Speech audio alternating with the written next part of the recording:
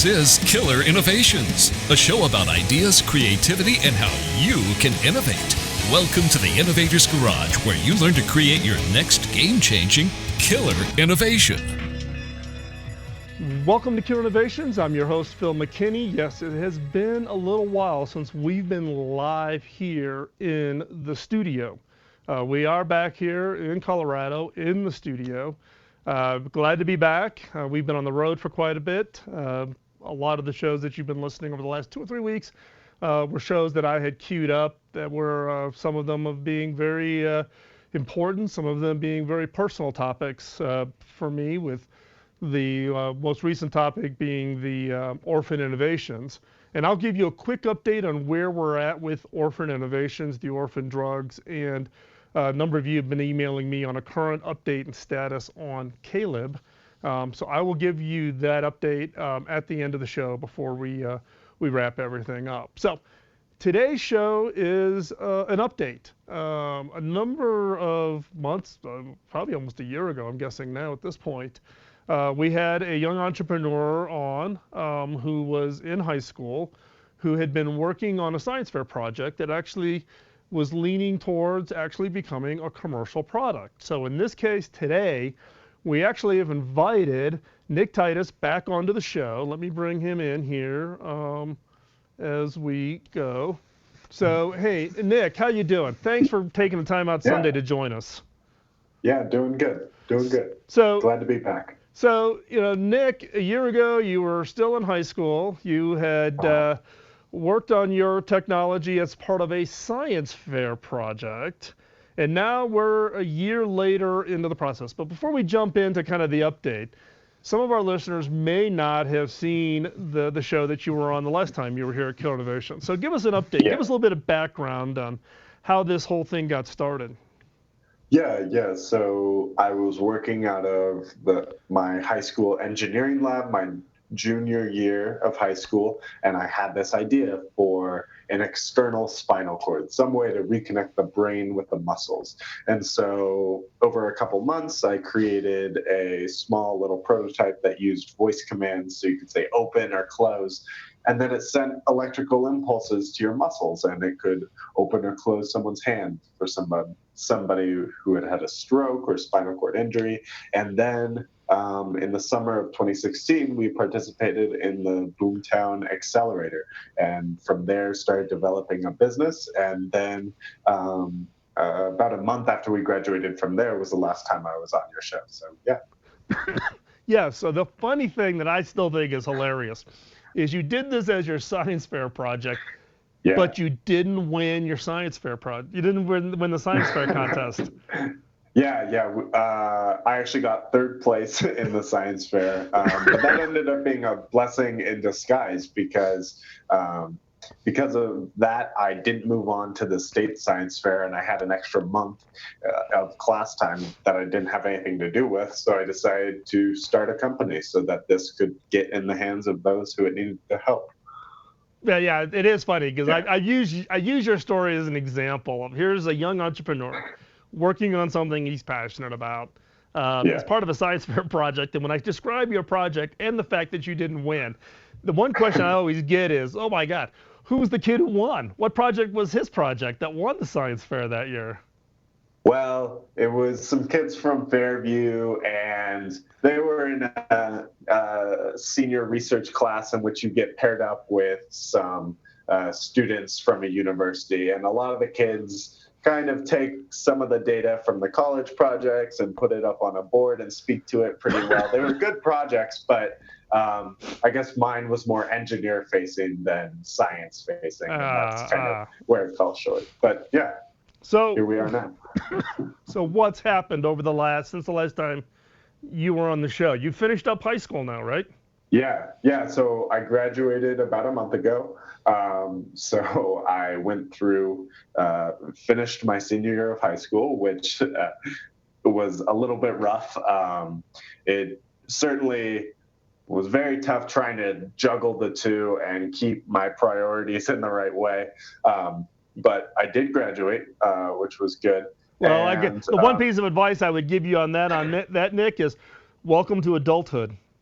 Yeah, yeah, there was definitely a lot of things going on. And then the other, so on the technology side, one of the major developments we've made has been implementing brain control into our device. So the last time we spoke, it was still on the voice command system, but we've actually partnered with a company called Emotive, working with them and using their hardware in our device. And then we've written a middle layer software system. So it takes about 30 seconds to train in a command, and then somebody is able to just simply think open or close, and they can move their muscles in that way. Great, great. Yeah. So you've had an opportunity to kind of talk more about your project. You've had a TEDx speech. Yeah, so I just gave a talk a few months ago at TechCrunch CU, which was a really exciting experience. I got to meet people doing all sorts of crazy things. And the through line of my talk was how naive curiosity solves unsolvable problems. So it was all about how just by being kind of naive to the challenges that'll be ahead, and by being curious enough to ask the right questions, you can really tackle things in a new way, and you'll bring those new perspectives, and you'll be able to make new innovations out of your limited resources. So do you really think then that the fact that you were in high school, you tried this project, that being naive was a big advantage for you? Yeah, definitely. I mean, if I knew now, if I knew back then what I know now of all the challenges that there would be of bringing this thing to market, it would seem very daunting. It would be a huge mountain of work, and I might be too afraid to even tackle it. But by just looking at the exact next step, I kind of kept it that tunnel vision that allowed me to just keep moving forward. So yeah, certainly, I believe that's been one of the keys to being successful. Who's been advising you? Yeah, so we've had a really great experience of being in the Boomtown Accelerator. So that has been, I'm super thankful for, because we have connections with the entire startup scene here in Boulder, and different people in the medical device industry, which has been really helpful. And yeah, that's one of the advantages of being young, is everybody wants to give you advice, which is a blessing and a curse. Because people give you a lot of conflicting advice, and you have to choose which you're going to take. But it's certainly been very helpful to have everybody doing that. Now, you've also gotten some recognition, right? So you've... Yeah, so I participated in the Teal Summit in San Francisco in the spring, which was super exciting. I was there with 60 other young entrepreneurs from all over the world who had these world-changing ideas, and I got to see them pitch and connect with them, which was super exciting. And then we also participated in TechCrunch Disrupt New York. We found out that we were going to go there 5 days before the trip, and we had to put together a trip to New York in just 5 days. And then we went out there, and on the last day, we had our demo in Hardware Alley, where I had the headset on, we'd put the electrodes on other people, and then I could think and control their hand. And that got a pretty good reaction out of the crowd, because we were voted the top hardware startup at TechCrunch Disrupt New York. That's amazing, because I mean, TechCrunch Disrupt is really trying to find that next thing that's going to potentially transform people's lives. It totally could disrupt an industry. Yeah, certainly, and it was definitely an honor to be there, and then to receive that award was kind of mind blowing. We got a chance to be on the main stage, but there's a little bit of a scheduling issue. But now they're going to be TechCrunch is producing a video and an article along with that, really covering our technology and our story as well. Now, a lot of people may not know, but the Peter Thiel thing, Peter's known to actually pay people not to go to college. Right? It's part of his it's Peter's little thing that he has going on in the Valley.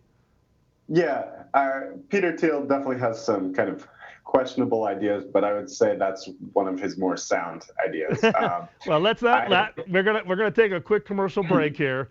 So when we're gonna come back, if you've listened to the first show, there was this whole discussion that Nick and I had about what was gonna happen post him wrapping up high school. So we're going to save that for the next segment. You definitely are going to want to catch up and listen to that, and Peter Thiel will play into this a little bit. So as we go off, we're going to take this quick commercial break. When we come back, we're going to pick up our conversation with Nick Titus with Myonic, name of his company that he has started, and talk about what he's doing now that he is post high school, graduated last month. What are his plans over the next handful of years? So stay right there. We're going to be right back after this very quick, short commercial break. You're listening to Killer Innovations on the BizTalk Radio Network.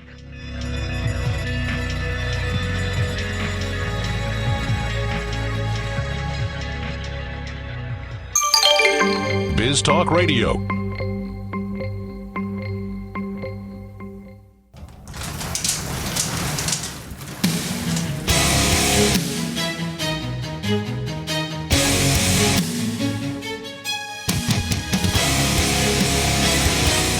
This is Killer Innovations, a show about ideas, creativity, and how you can innovate.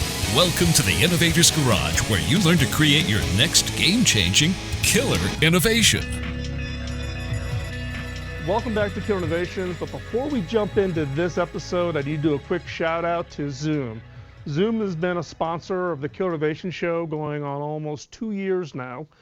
They started off with us from the very beginning, giving us access to their technologies that allows us to collaborate not only amongst the team here at the radio show, but my day job team as a CEO, where I've got teams scattered out all over the world, and we also use it for bringing the guests in to do their interviews. It allows us to literally act virtual around the world, but feel like we're in the rooms together. So if you haven't tried Zoom, look, they're like the #1 video collaboration app on iTunes. Gartner has rated them in the Magic Quadrant. You look at any of the surveys out there, they're ranked #1. So check them out.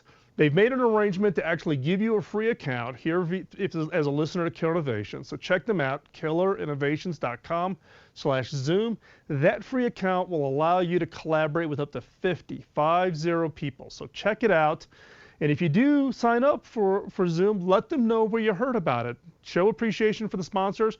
That's what allows us to make this content available to you free of charge. Let's continue our conversation with Nick. So Nick, as we were stepping out into the commercial break, we were talking about, you went out to the Peter Thiel thing, and Peter's well known for his, paying, willing to pay people not to go to college. But irrespective of that, what are your plans? You shared with us kind of your thinking, when you were you still finishing up your senior in high school. You've now graduated. What are your school plans? Is college in the headlights, or what are you planning on doing? Yeah, so myself and my 3 other co-founders, who we all just graduated high school, we've all applied to colleges, but deferred admission. So we're all taking a gap year to work on this full time. I learned my senior year of high school that it's definitely hard to do both. And being this young, it's certainly the least risky time of our lives. It's still acceptable to live at home. We don't have a family to support, so it's all good. Talk about the ultimately low burn rate, right? Yeah, keep the burn rate definitely. low. I mean, that's been an exciting thing for investors and us alike, that we don't need that much money to sustain ourselves right now. And so we figure we're going to go at this, and if everything goes wrong, then it's just a really good thing to put on a college application. That's one way to look at it. So you mentioned investors. Have you raised a round now for Myonic? So we're just actually opening up our round in the next few weeks, and we plan to be closing at the end of the year. Okay. How much are you raising in your first round? We're raising $300,000. Yeah. Good. And that's going to take us through our FDA process, through the manufacturing, setting up all the logistics around that, and then we plan on raising our Series A to really bring the product to market and start distributing. Okay. Yeah. So what does your team look like today? Who's on board the company? Yeah, so It's still the original four founders. We're all friends in high school, and now we're running this full time. We have myself, the CEO, Sam is our CFO, Nate is our CTO, and then we have a designer as well. And we're all working on this full time. And then one thing we've recognized is there's definitely gaps in our knowledge, and so we're actually right now in the process of putting together an advisory board. Okay. That was going to be my next question was, most companies in your stage, whether it's run by someone as young as you or even established, teams, the role of recruiting, an advisory board that's got the expertise in the area that you're going into. Yeah.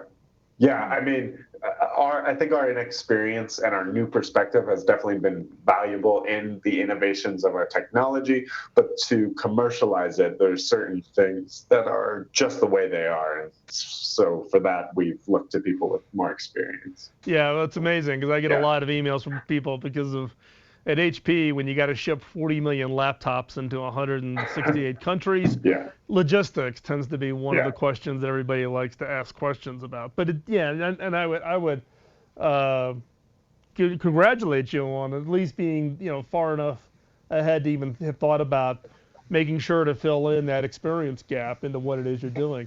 Talk a little bit more about the brain control, because last time you were here in the show, we talked about it, but it was more of a concept. It sounds like you've actually made some really good progress on that brain control function. Yeah. So we use this headset that has 16 different points of contact with the scalp. It's not like a swim cap looking thing. It just sits on your head, really nice and easy. That connects via Bluetooth to our device. And then the training software that we've implemented allows you to just click a button, and then you think about closing your hand. It takes a picture of what that brainwave looks like when you're doing that. And then when the device is idling, it just references that. So it's always cross-referencing with those models that you feed it. Mm-hmm. And then it's able to recognize, hey, you're thinking about closing your hand, and it can trigger that command. And what's the fidelity of that control, right? Because if you're looking about trying to return control and motion to people who have either had injury, stroke, or whatever, what's the fidelity of that control with using the brain control? So we've kind of put together multiple different sensors. So the device, the emotive headset can pick up facial gestures. So if you bite down on your teeth or raise your eyebrows, it can detect that. And so those can all be mapped to muscle movements. And then as well as movements of the head. So that's one thing that we've really focused on recently is by moving your head up and down, you can change the intensity of the contraction. So if you want to hold an egg or crush a can, that's all controlled on moving your head up and down. Wow. We've been able to achieve individual finger movement. You can bend your elbow. You're not going to be able to get fine motor control where you can write something down, but you can feed yourself or drink a glass of water, those little things that a lot of us take for granted. That is fantastic. That's probably more than I was even expecting, given it's only been a year since we last had the conversation on that. That is fantastic. Like 9 months. We're going to step out and take another quick commercial break here. But Nick, when we come back, I want to talk a little bit more about what your experience has been with trials, with actual people using it. And then I also want to talk when we come back from the commercial break to talk more specifically about what are your next plans. You talked a little bit about you're opening up a kind of a pre-A, angel seed round, then you got your A round. But what are the plans for the business over the next 2 to 3 years? So we're going to tackle that when we come back from this quick commercial break. But in the meantime, let's, like I said, I'm going to give you a wrap up in the last segment of today's show about some of the things that we've talked about in previous shows, so you're not going to want to go anywhere on that. And then when we do come back, we'll pick up our conversation here with Nick, talking specifically about the status of where Myonic is. What does that plan look like over the next, 2 to 3 years? And then we'll talk a little bit more about, what's Nick's plans for himself. So don't go anywhere. We're going to be right back after this quick commercial break. You're listening to Killer Innovations on the BizTalk Radio Network.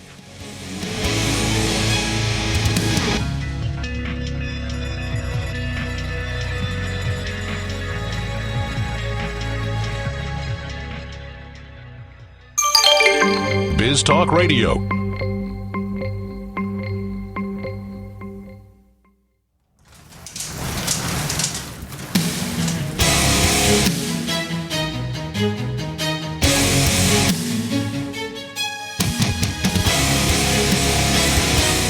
This is Killer Innovations, a show about ideas, creativity, and how you can innovate. Welcome to the Innovator's Garage, where you learn to create your next game-changing killer innovation. Welcome back to Killer Innovations. I'm your host, Phil McKinney. Before we jump into this segment of the show, need to do a quick shout out to HP, who's become a recent sponsor of the Killer Innovation Show. Now, some of you are going to say, hold on, Phil, this is a little biased. You used to be the CTO at HP, and that is true. I retired from HP in December of 11. I've maintained a very good relationship with HP. Totally believe in the products and the technologies. They've reached out and have now become a sponsor of the show. So it's a relatively new sponsorship. If you want to check out what's going on with the sponsorship and et cetera, you can hop on over to killerinnovations.com/HP. I'd also encourage you to check out HP, particularly around product security. We're hearing about all the hacking stuff, et cetera, going on. And HP's been working on some pretty interesting stuff on security and securing your laptops and securing your desktop, something far beyond just the simple virus scanning. And we're going to do a special show up here sometime in the future talking about specifically around security, so stay tuned for that. There's a lot of really interesting innovations happening in security. I was just at an event in Washington, D.C. on cybersecurity, so it really is the hot topic. It's important for all of us. Privacy and security is important. So check out what HP is doing on that. You can go over to hp.com, or you can come over to killerinnovations.com/HP and look specifically at the work that we're doing with them with regards to their support of the show and our engagement on what they're working on. So let's pick up with what we've been talking here with regards to Nick. Nick, let's talk a little bit about the user experience regarding specifically the users that you've had as far as interaction with your product and technologies. Yeah. So far it's been a pretty organic test base through different PR and stuff like that. We've had people reach out to us and then want to test the device. And then we drive to their house with the device. We go and work with them for a couple hours. We see some success, and then we take it back with us. So we've worked with stroke patients and spinal cord injury patients, and with our previous iterations of the device, it's really kind of been intensive on our part. We have to do all the setup and the training sequences. But with our current device that we've recently been iterating upon, we are able to give it to somebody and let them use it. So actually one of the exciting things we have coming up is in the fall, we plan on launching a beta, which would be with 50 to 100 users, just getting the device, we send it to them, and they set it up, they use it, and then we get some data back on how we can better improve the product and how usable it really is. So one of the things you talked about before with regards to for instance, your angel round of getting through your FDA process, what have you learned about all of the FDA rules with regards to your kind of a device? Yeah, so we're filing something called a 510K, which is basically saying to the FDA, hey, this isn't anything new. It's just like other TENS units, but a little different in this way. And so the FDA doesn't want to see anything new. But investors also look at that statement, and they want to see that you are doing something new. So it's a very fine line that you have to walk. But luckily, we've been connected with some great people, and our FDA approval process should only take about 6 months. Another reason for that is that on just getting it to people as quick as possible. And so for our first year of our go-to-market strategy, we're going to be selling directly to our consumer. Instead of going through all the bureaucracies of clinical trials and going through the insurance system, which would take much longer and ultimately wouldn't necessarily be much better for our users. Right. So what are your plans for the future? What is it that you have on the horizon for Myonic? Yeah, so we're launching this beta in the fall. Actually, tomorrow we have a new website going up where users can sign up for be put into a pool to hopefully use our device. Past that, we're raising this round, and at the beginning of 2019, we plan to go to market with our device. So the next year will really be a lot around iterating with our device, launching the beta, and then going through all the FDA and manufacturing solutions to get it to market. Okay. Wow. Yeah. So you say you're launching the website tomorrow. What's the URL for that website if people want to have a family Yeah. member or somebody that they want to get into the beta? It's myonic.tech, myonic.tech. And yeah, so we have tomorrow we're launching our new newsletter and our beta sign up. So people can sign up for our newsletter to keep informed. And then if you're a potential user for our device, you can sign up for that beta, and then you'll receive special updates and have the chance to be pulled out and be a participant in our beta. Great, and we'll have all those links over at Kill Innovations in the show notes, so you can find that really easily. But myonic.tech, and they're launching that tomorrow. So if you're listening to the show live, you're getting a head start. If you're listening on the podcast, you're late. That'll teach you to listen live on Sundays. And then, so you've got the beta coming up, and then you talked earlier about you're working on an angel round, then you're going to raise your A round. What's been the engagement level with investors showing interest in what you're working on? Yeah, so we're kind of in that, as a lot of our mentors have said, building investor relations, they don't want to see dots, they want to see lines. So you got to show them progress. They're not going to sit down in a single meeting. And so we've had a lot of initial coffee meetings with the investors, and we're kind of bringing them through the pipeline. And then in the middle of raising our round, we have this exciting development of our beta. So it's definitely a process, but we're kind of in the early stages of that. We've definitely seen some excitement around what we're doing, though. Well, that's great. Yeah. And then, where do you think the company is in 2 to 3 years? Are you going to continue with a sell direct model, or are you looking at other business models? Yeah. So in our first year of go-to-market, so 2018 will be strictly to consumer. We've been able to build the device for less than $1,000, which lets us keep the price very low for those users. And then beyond that, I think one important thing to stress is that this isn't our only product. So this is the main thing that we've been harping on. But we also have some other innovations, all in the space of helping people with disabilities regain what they've lost. And so we have some other technologies that we plan to launch in the next 2 to 3 years. Oh, great. So it's, that, I think that is also kudos to you and your thinking about trying to avoid being the one-trick pony, right? Yeah. That you only got you've only got one approach. So here's the question. You and I were talking before the show, even before we started the broadcast, about college, no college. You're doing kind of a gap year thing. Yeah. I think the question that a lot of people have is and you're in that position, kind of, is college the right thing or not the right thing? How do you think about it? Because you're a young entrepreneur. You're trying to balance between college and no college. How do you look at that? Yeah, so I was a really, really good student for 11 years. And then I found something that I was very passionate about. And once I found that, school kind of fell by the wayside for me. And there were definitely things I could have done better there.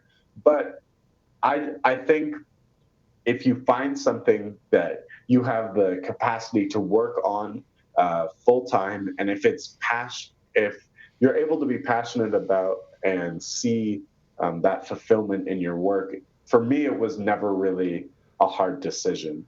I know college is always going to be there if I decide that's what I need, but I think building real world experience and being able to apply what you have learned in school to the real world it's an experience that really can't be matched. And so that's why I made that decision. It never was something tough where I was having to weigh it very heavily in my mind. Perfect. Well, actually, Nick and I were talking because many of you know I dropped out of college in my junior year, a very similar kind of story. So I have my own opinion, and a lot of people ask me, but my memories are a little faded from the late 70s.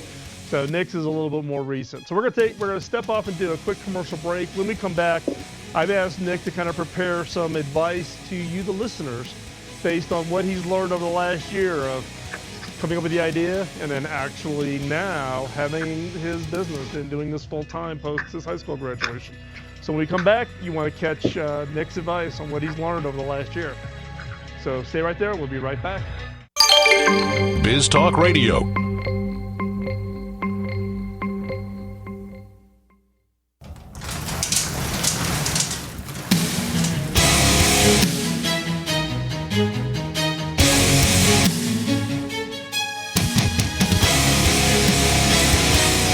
This is Killer Innovations, a show about ideas, creativity, and how you can innovate.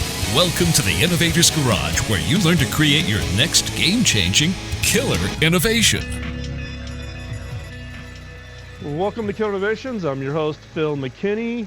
We are here in the studio. We're wrapping up our conversation with Nick. Nick, I'd asked you going into the break for you to share some advice with listeners. You've had the 1 year thing. Now you're a lot more educated now than you were a year ago. You talked a little bit about your TEDx experience. So what advice would you give somebody? What have you learned a year later that you think would be helpful to somebody just getting started? Well, I think one important thing is I think a lot of times the big tech giants that are out there, like you hear names like Zuckerberg and all those people, are very mystified. And at the end of the day, no matter what industry it is or whoever you're dealing with, people are just people. And that I was very scared interacting with high-level executives from different companies, and I didn't know how that was going to go. But honestly, everyone's a person, and if you can treat them that way, it can be easy to get ahead. The other piece of advice I would give is to really just go all in on what it is that you're passionate about. I think a little bit my company suffered just a little bit by doing high school at the same time, and it was very difficult because I was still taking all advanced classes with a full schedule, and it kind of took a toll on me, and it took a toll on the business a little bit. So I should have thinned out my schedule a little bit. That way I could focus full time on Myonic as well. So I think that's another important thing, is just pick one thing and do that really well. Yeah, I think the whole issue of focus it becomes an important part, right? Because there's everybody's got what now the big thing is people having the side hustle. You got your full-time job, and then you're trying to do the 6 p.m. till 2 a.m. to get something started on the side. But it's really, you had your side hustle going, but the problem was it was full-time school was the main thing, and then the Myonic was your side hustle, and it's hard to put enough focus on it. Yeah, definitely. And I mean, I think the younger you are, the easier it is to do that. Because again, for me, like even now, Myonic isn't paying the bills, and I have to have a part-time job to make money. But I've really just kind of mentally put all my energy into Myonic. And the younger you are, the easier it is to go all in and to commit to something like that. But I think it definitely does help by being able to focus on something. Yeah, I can tell you, like for instance, I don't do red-eye flights anymore. I don't do all-nighters. I'm beyond that. The benefit of being, when I did 13 startups before I got my first IPO. So I had 13 companies I was with, either side hustles or full-time gigs. But I did it when I was much younger, Yeah. either just married or had little kids. So yeah, the benefit of youth. Yeah, the benefit of youth and just like the age that we live in now, because everything is so connected. I mean, I've had the opportunity to get help from people all around the world in different countries, in Silicon Valley, in New York, different places. Because the world is so connected, you are able to have a big network of support that can help bring you along the way. So definitely take advantage of that, I think, as a key component as well. So Nick, if people want to follow what Yeah. you're up to, what's the best place to track what you're doing and what Myonic's up to? Yeah, so we have a Twitter, which is just at Myonic. Our website with our new newsletter that's launching is on myonic.tech. Again, you can go there, you can sign up, and then you'll receive updates on what we're doing. So yeah, those are the two main places that you can follow what we're doing. Also, if you want to hear me talking about some stuff and about how to use your naive curiosity, you can go on YouTube and just Google Nick Titus TEDxCU, and you will find my talk as well. And feel free to share that around if you'd like it. So yeah. Great. Well, we'll have all that information on the show notes, so you can hop on over to killinnovations.com and check that out. Hey, Nick, thanks for taking the time out, for giving us the update on Myonic. We'll have to check back in with you in about another year to see how you're going. So the listeners love following what you're up to. And you are an inspiration to all of us, including us old fogies, but also for the youth out there solving some critical issues. The work you're doing is great, and I congratulate you and wish you the best of luck. Thanks, you, Nick. Yeah. So we're going to wrap up today's show. We've just got a couple of minutes here. I want to do give you some quick updates on what's going on here. If you've listened to the show on orphan innovations, you heard me tell a personal story about my youngest grandson, Caleb, who is diagnosed with West syndrome. We actually have more information about his condition, so people have been asking for an update, so I thought best just to give the update here. And that is the fact that his DNA sequencing has been completed. We have found the cause for his condition. It's what's called a microdeletion. It's a very specific microdeletion, and I don't have my notes here in front of me on the exact microdeletion. So this is a long-term condition for Caleb. We don't know what the outcome is. I'll put that in just as a quick little note in the show notes so you can find it over there, or maybe I'll tweet it or whatever for those that are interested in the very specific condition. A number of you have sent us emails on articles you've read on West syndromes and offers for introductions to doctors, and I can't tell you what that has meant to our family. I greatly appreciate your support for what we're going through. Just so you know, we will be spending more time with Caleb and my daughter and son-in-law and my other two grandkids in Florida. So we're working arrangements to be spending more time with them to help them out. So we will continue to be doing the show. Nothing changes. Nothing is going away. But we may be doing more pre-recorded shows than we've been doing in the past. But I do greatly appreciate your support. And with that, I again thank you for all of your offers of prayers and kind thoughts. It means a lot to myself and my family, and we greatly appreciate it. With that, we're going to wrap up this week's show. Stay connected. Hop on over to killinnovations.com, and we'll talk to you soon. Don't let the innovation antibodies get you down. Keep on innovating. Take that idea and change the world. We'll talk to you next week. The opinions you hear on Biz Talk Radio are those of the hosts, callers, and guests, and do not necessarily reflect those of this station, Biz Talk Radio, its management, or advertisers. The information on Biz Talk Radio does not constitute a recommendation, offer, or solicitation to buy or sell any product or service. If you have any questions about Biz Talk Radio, contact us at 817-274-1609 or at biztalkradio.com. Biz Talk Radio.